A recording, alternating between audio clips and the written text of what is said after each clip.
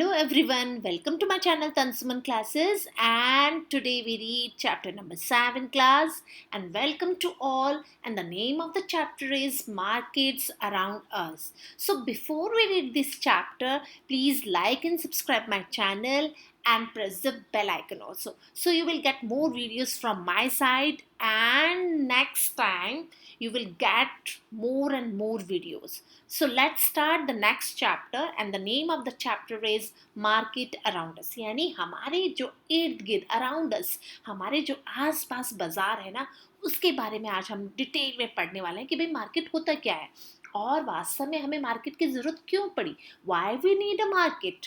तो आज जैसे कि हम बात करते हैं कि बाजार में अपना सामान हर कोई बेचने के लिए तैयार है, ठीक है, और उसके अलग अलग तरीके होते हैं सामान को सेल करने के। But in previous time, in previous historical time, humans got everything from the nature. यानी बहुत पहले की अगर हम बात करें, जैसा कि हमने हिस्ट्री में क्लास 6 में पढ़ा था कि अर्ली ह्यूमन जो था उसको एक जगह से दूसरी जगह वो घूमता रहता था, उसे पता नहीं था कि कैसे एग्रीकल्चर करा जाए, बट वो शिकार करके खाया करता था, उसके लिमिटेड नीड थी।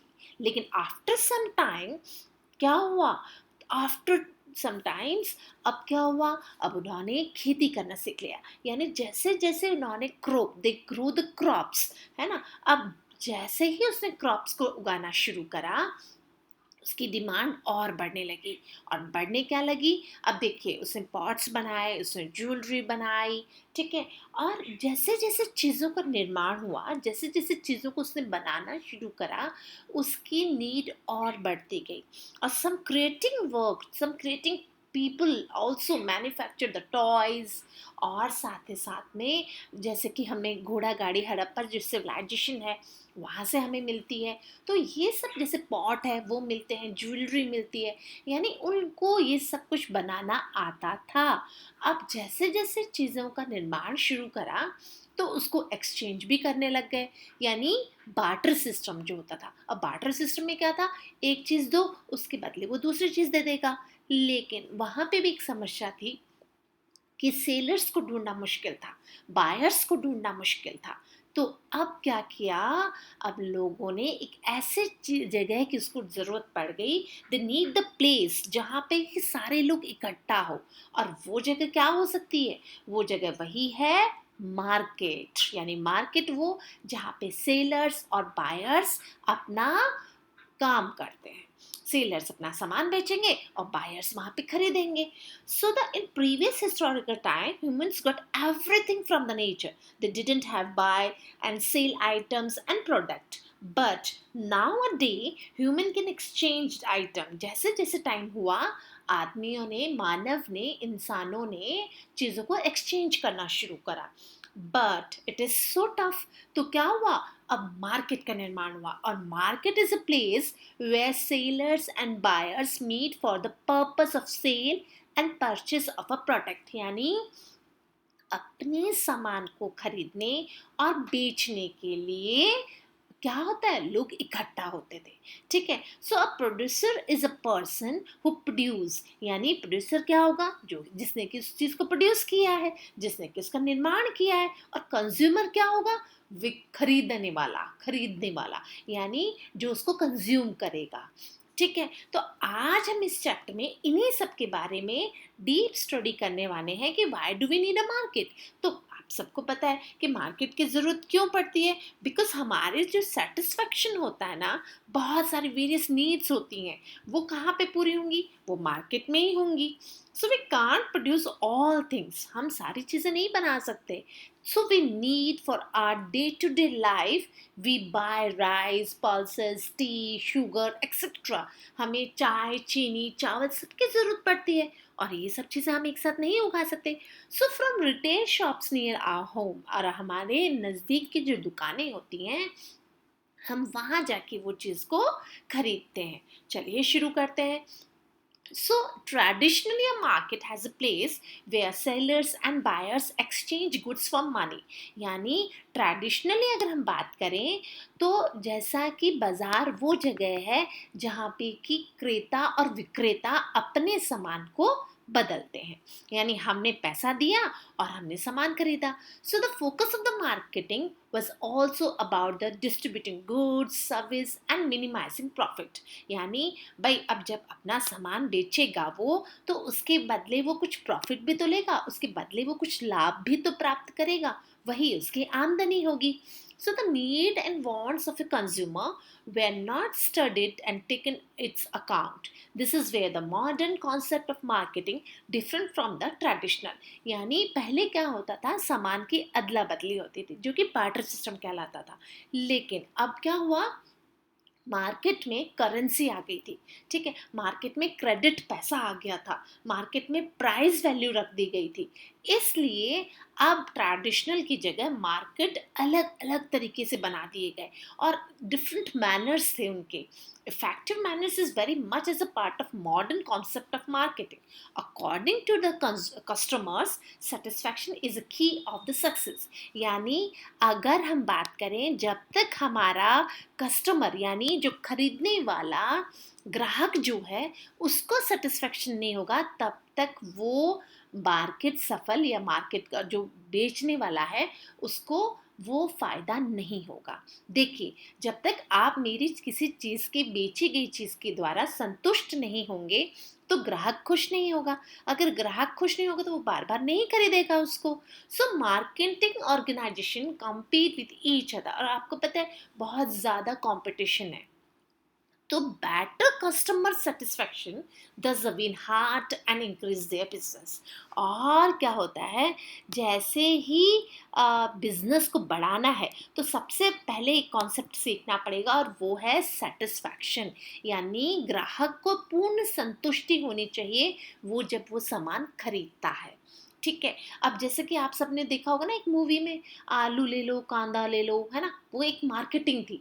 यानी अलग अलग, आपने कभी मार्केट देखा, लोकल मार्केट, सड़क के किनारे जो ठेले वाले खड़े रहते हैं वो जोर जोर से चिल्लाते हैं, है ना, 10 में 10 में 10 में 20 में 20 में। वो क्यों, वो एक अट्रैक्शन देते हैं, लोगों को अट्रैक्ट करते हैं अपनी तरफ। सेल्स बड़े बड़े होर्डिंग्स लगाए हुए होते हैं। क्यों लगाए हुए होते हैं वो, ताकि हम उनको देख के आकर्षित हो। ठीक है, so the importance of a market. अब मार्केट की इम्पोर्टेंस क्या है, सबसे पहले हमें ये देखने की जरूरत है। तो मार्केट जो होता है ना बेटा, वो क्या है, marketing establishing is a link between the producer and consumer through trade. यानी व्यापार किसके बीच में होता है, देखिए प्रोड्यूसर्स जो होता है और कंज्यूमर जो होता है, यानी बेचने वाला और खरीदार जब होता है, इनके बीच में जब पैसों का लेन देन होता है वो मार्केट में ही होता है। और traders buy finished good from the producer and sell them in the consumer. और जो ट्रेडर्स, जो व्यापारी, जो व्यापार वर्ग होता है, वो क्या करता है, वो फिनिश गुड्स को खरीदते हैं और फिर वो जाके वो सामान बाजार में बेचते हैं। So producers and sell them to the consumers, और वो वहाँ पे जाके कंज्यूमर्स को बेच देते हैं। So they also take care of the two important barrier and the namely is distance. यानी trade, namely distance between the place of the production and the place of consumption and the time lag between production and consumption। यानी हमारा जो, अगर हम बात करें कि हम जब कभी सामान को खरीदते हैं, कंजप्शन करते हैं उसको, so what will happen if the farmer has to travel for days to sell his perishable farm product। आप ये देखिए, पेरिशेबल से यहाँ पे मीनिंग है जो गल सड़ जाती हैं, जो जल्दी ख़राब हो जाती हैं, जैसे कि हरी सब्जियाँ हैं, फल फ्रूट्स हैं। अगर एक किसान अपने सामान को बेचने के लिए बहुत दिन तक वो घूमेगा, अपने सामान के लिए मार्केट जगह जगह लोगों को बेचने आएगा, तो वो तो जगह ख़राब हो जाएगी, तो उसका जो सामान ख़राब हो जाएगा, तो अब वो क्या करे। So by the time he reaches the place, all his goods would have been spoiled। यानी जब तक वो बाजार पहुंचेगा तब तक उसका वो सामान गल सड़ जाएगा। तो अब क्या होगा, marketing is not about selling things. सिर्फ मार्केटिंग सामान को बेचना ही नहीं है, it involves many other activities. यानी सिर्फ मैंने, अगर हम बात करें मार्केट की, तो यहाँ पे सिर्फ अपना सामान बेचने से ही मतलब नहीं है, यहाँ पे बहुत सारी अदर एक्टिविटीज़ भी होती हैं, बहुत सारे अलग अलग क्रियाएं होती हैं, सच एज आइडेंटिफिकेशन बायर, हम बायर्स को पहचानते हैं, finding out their performance proceeding them to buy goods, यानी हम हमारा सामान उनकी तरफ खरीदते हैं, बेचते हैं और नेगोशिएट भी करते हैं कि भाई थोड़ा सस्ता बेच दे। मोड ऑफ डिलीवरी जो होती है, वो सामान कहाँ से कहाँ तक पहुँचाया जाएगा, जो पेमेंट होता है वो किस तरीके से मिलेगा उसको, है ना। और आफ्टर सेल्स सर्विस, और सर्विस जो होती है वो किस तरीके से प्रोवाइड करी जाएगी। So there are a number of factors that influence the access of people to the market, यानी जो लोगों को अट्रैक्ट करता है, लोगों को फैक्टर्स आर इन्फ्लुएंस। कौन कौन से फैक्टर्स ऐसे हैं जो कि इन्फ्लुएंस करते हैं? देखिए, availability of good and service, यानी हमारा जो सामान है और हमारी जो सर्विस हमें मिलती है, सबसे पहले तो यही फैक्टर डिपेंड करता है। और फिर क्या होगा, क्वांटिटी और क्वालिटी ऑफ प्रोडक्ट, यानी हमें बहुत ज़्यादा क्वांटिटी में चाहिए, और या फिर क्वालिटी क्वालिटी अच्छी होनी चाहिए, तो ही वो सामान ज़्यादा अच्छे से बिकेगा। प्राइस भी मैटर करती है कि भाई ज़्यादा महंगा भी ना हो, है ना। और क्रेडिट, क्रेडिट यानी कुछ लोग देखिए पैसे को जब सैलरी मिलती है तभी वो पैसा दे पाते हैं, तो वो मार्केट में जब शॉप्स में कुछ खरीदने जाते हैं तो वो मंथली हिसाब रखते हैं अपना, ठीक है, और वो मंथली ही पैसा पे करते हैं।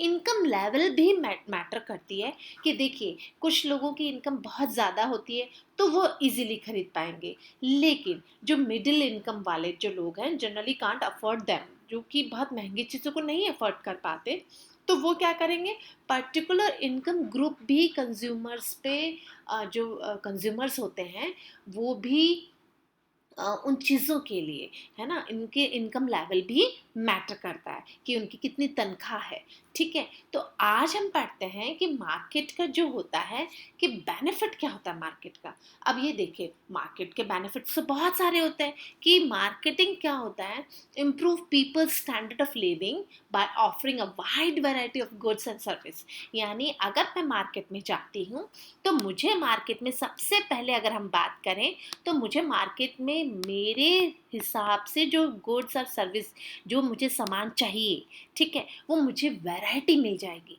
जब मुझे वैरायटी मिलेगी तो मुझे छांटने में इजीली रहेगा, मैं उसको चूज इजीली कर पाऊंगी, ठीक है, और वो किसके हिसाब से, मेरे बजट के हिसाब से। So it treat the consumer customers as a king and that is as a most important person. आपने देखा है कभी कभी शॉप्स में हम जाते हैं तो बोलते हैं नहीं नहीं आइए, आपको चाय कॉफ़ी ऑफर करी जाती है, पानी आपको वाटर आपको सर्व करा जाता है, तो आपको क्या लगता है कि यस हमारी थोड़ी सी रिस्पेक्ट हुई है, बहुत अच्छा है, तो आप उसके सर्विस से भी खुश होते हैं, तो वो आपको as a customer as a king ही आपको ट्रीट करते हैं। वो भी बहुत मैटर करता है मार्केट में।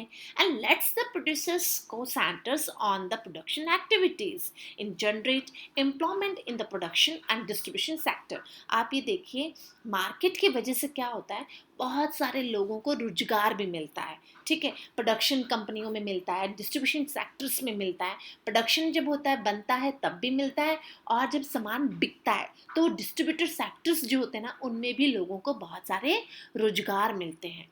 It explore the export market from goods, और क्या करता है, हम एक्सप्लोर कर सकते हैं बहुत सारी चीज़ों को, ठीक है।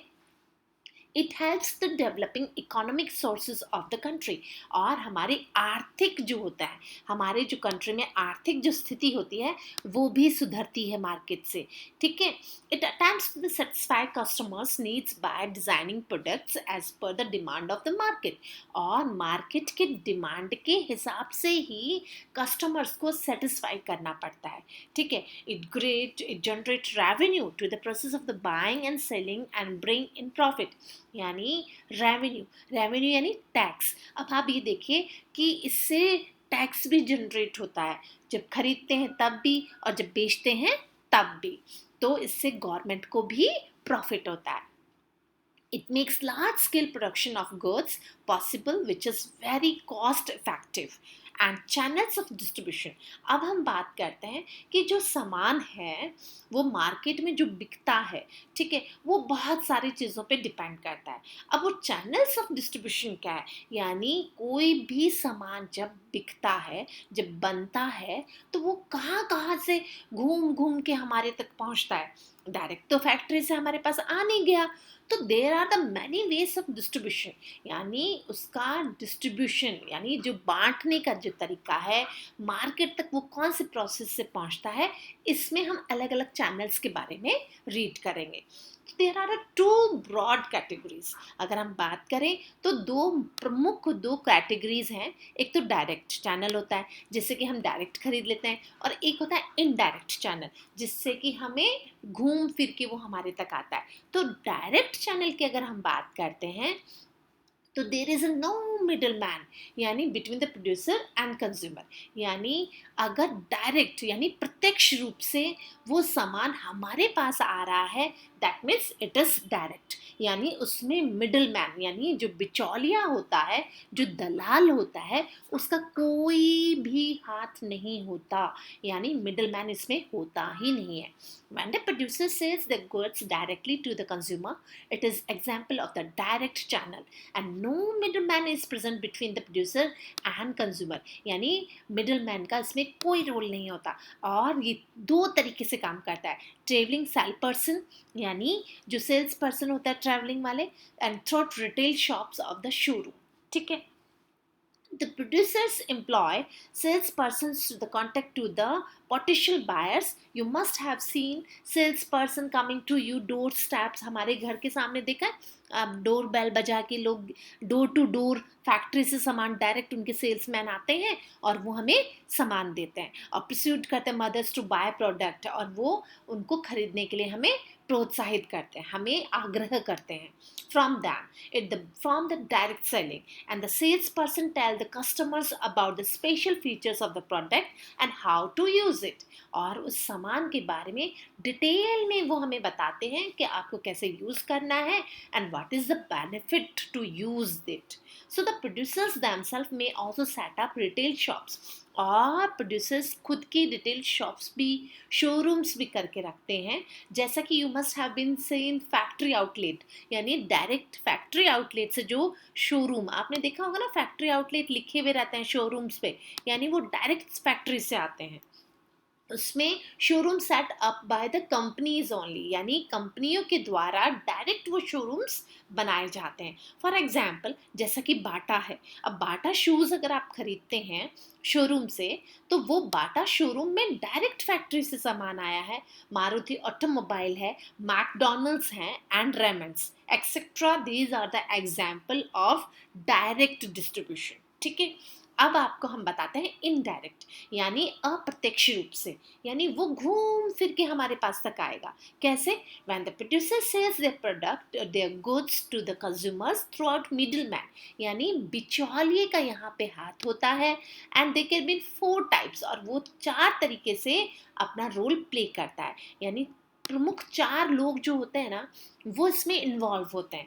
फर्स्ट रिटेलर्स, अब रिटेलर्स क्या करते हैं, वो engage the retail trade is called the retailers, यानी वो सामान को बनाते हैं और बेचते हैं। हमारे पास जैसे कि रिटेलर्स हमारे घर के पास में रहते हैं और ना, तो उसमें क्या होता है, the producers supply goods directly to the retailers, यानी रिटेलर्स को डायरेक्ट दे देते हैं, who is in the turn sell up to the consumer, no wholesalers involve, यानी इसमें होलसेलर्स जो होते हैं ना वो इन्वॉल्व नहीं होते हैं। सो रिटेलर्स जो होते हैं ना, retail trade is called the retailers, and producers supply, जो प्रोड्यूसर्स होते हैं ना वो सप्लाई करते हैं अपने सामान को। So a retailer is a person who buy goods from a wholesaler and sells them to the buyers for their use. Okay, got it. अब हम होलसेल की बात करते हैं। होलसेलर यानी the producers supply goods to bulk, bulk का यहाँ पे मतलब है बहुत बड़ी मात्रा में सामान को खरीदना, and to the wholesaler and who is turn, यानी directly sells to the goods to the small quantities to the ultimate customers to retail involve, यानी बल्क में उस सामान उठाता है और फिर वो क्या करता है, बेच देता है। Direct sell their goods in a small quantity. ठीक है, and no retailers is involve. Wholesalers and retailers, अब होलसेलर्स क्या करते हैं, बहुत बड़ी मात्रा में सामान उठाते हैं और वो सेल किसको करते हैं, sells good in small quantities to the retailers and retailers then sell these goods to the customers, consumers, यानी हमारे तक।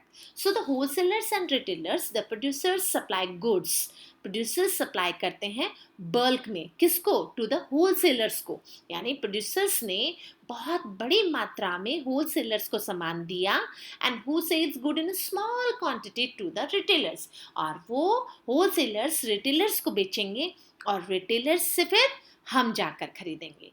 ठीक है, रिटेलर्स यानी जो हमारे शॉपकीपर्स आसपास वाले जो होते हैं, होलसेलर्स यानी जो थोक विक्रेता होते हैं, प्रोड्यूसर्स यानी जिन्होंने की सामान बनाया है, agent, wholesalers and retailers. So the producers supply goods in bulk to the agent turns sales to goods to the wholesaler, और वो होलसेलर्स के पास में एजेंट होता है ना, वो लेकर the wholesalers then sell the goods to the retailers, और जो एजेंट आता है कंपनियों का वो होलसेल करेगा, होलसेलर से फिर रिटेलर्स के पास में आएगा and then retailer sells the goods to the consumer, और फिर जो रिटेलर्स होते हैं वो हमें अपना सामान बेचते हैं।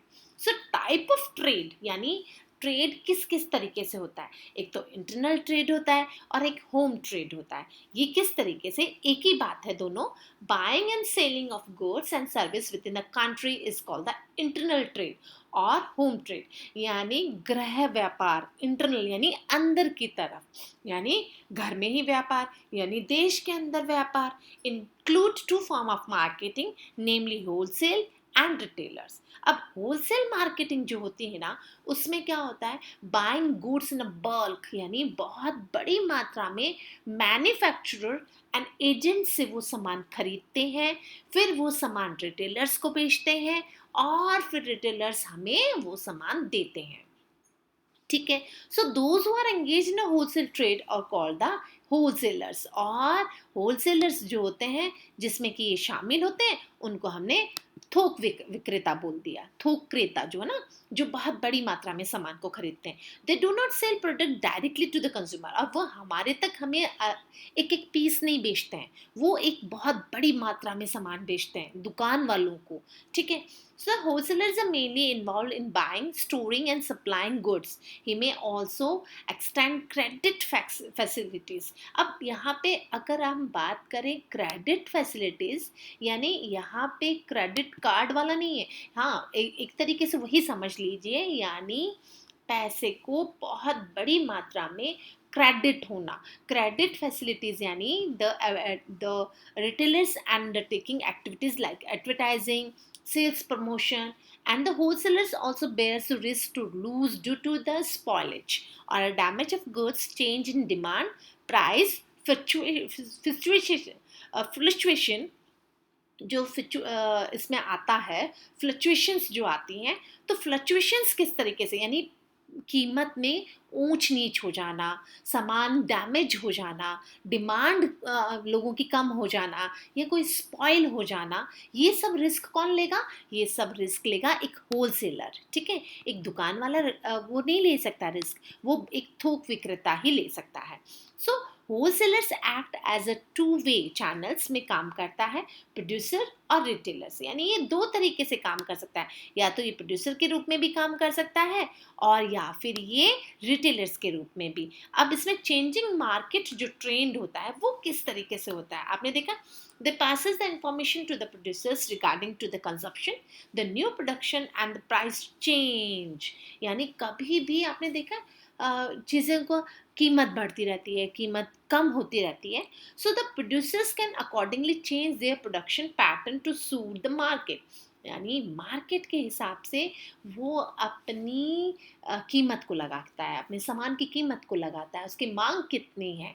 और रिटेल मार्केटिंग जो होती है ना, उसमें क्या होता है, buying of goods from a wholesaler, यानी हमारे इर्द गिर्द जो छोटे छोटे दुकान वाले होते हैं ना, वो कहाँ से खरीदते हैं, वो होलसेलर से सामान खरीदते हैं, मैन्युफैक्चरर से खरीदते हैं, and selling them directly to the consumer, और फिर वो हमें बेच देते हैं।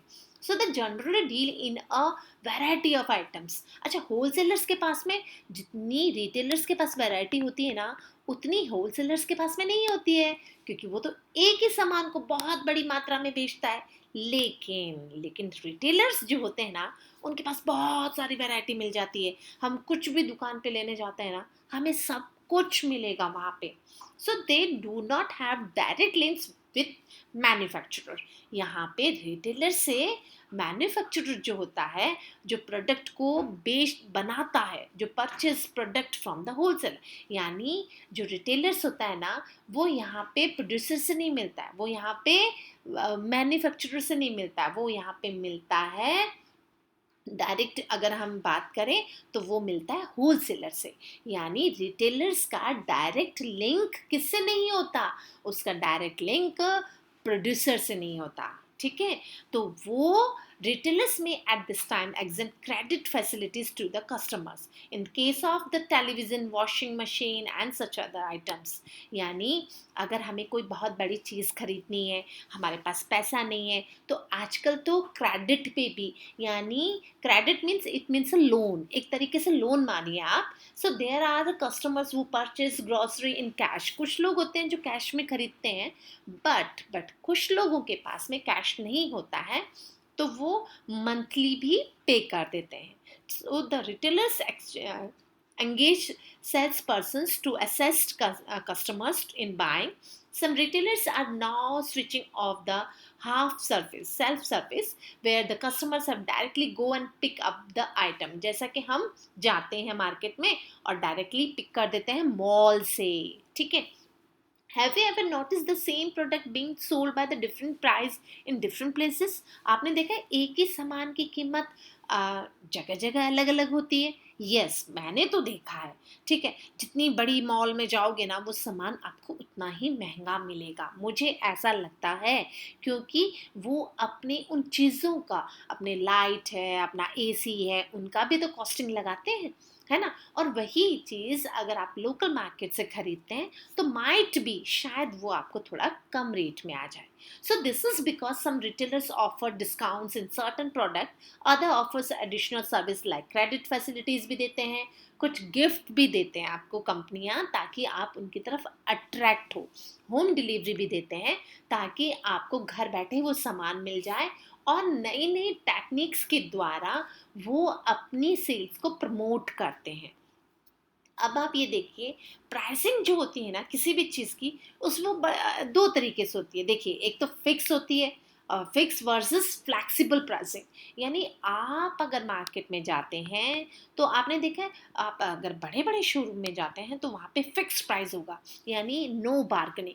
लेकिन अगर आप लोकल मार्केट में जाते हैं या आप छोटी शॉप्स में जाते हैं, तो वहाँ फ्लेक्सिबिलिटी होती है, यानी आप वहाँ पे थोड़ा सा बार्गेनिंग करा सकते हैं। स्मॉल क्वांटिटीज़ में ना डिफरेंट बायर्स जो होते हैं, आपको वहाँ पे अलग अलग प्राइस मिलेगी। ठीक है, एक फिक्स प्राइस नहीं मिलती, एक ही चीज़ अलग अलग दुकानों में अलग अलग रेट में मिल जाएगी। That means flexible. Okay, so the most shop sells things in a fix price, but there are shops where can bargaining. And bargaining किसको पसंद नहीं होती है, हर किसी को पसंद होती है ना, कि थोड़ा सा पैसा तुड़वा लिया जाए, है ना। So price of goods down, उससे क्या होता है, आप अगर बार्गनिंग करते हैं, आपको अगर कोई बोलता है कि नहीं कोई चीज़ 100 रुपीज़ की, यार आप बोलते हैं कि नहीं माइट भी शायद 90 की दे दे वो, है ना, तो आपको 10 का तो प्रॉफिट हुआ ना। सो बी अ स्मार्ट, यानी आप स्मार्ट बन जाइए एक बायर। क्यों? Can you give two example of this? In a fix showroom, fixed, the sellers charges the same price for the product for all the consumers. What are the advertising is this? They build the customer confidence in the seller, and it is help to both the buyers and the sellers as the need not waste time bargaining. हमें लगता है कि नहीं, बड़े बड़े showroom में जाते हैं, सेल्स पर्सनस क्या होते हैं, वो कोई बार्गनिंग हमें नहीं करने देते हैं। People will weaken bargaining power perfect fix price, और वहाँ पे क्या होता है, लोग थोड़े सा कमज़ोर हो जाते हैं और वो फिक्स्ड चीज़ में ही सामान को खरीद के लाते हैं।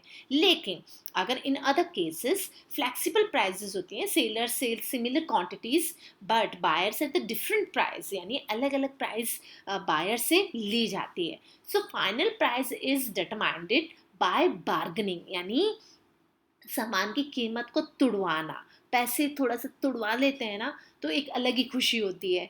ठीक है, so what is the advantages of this?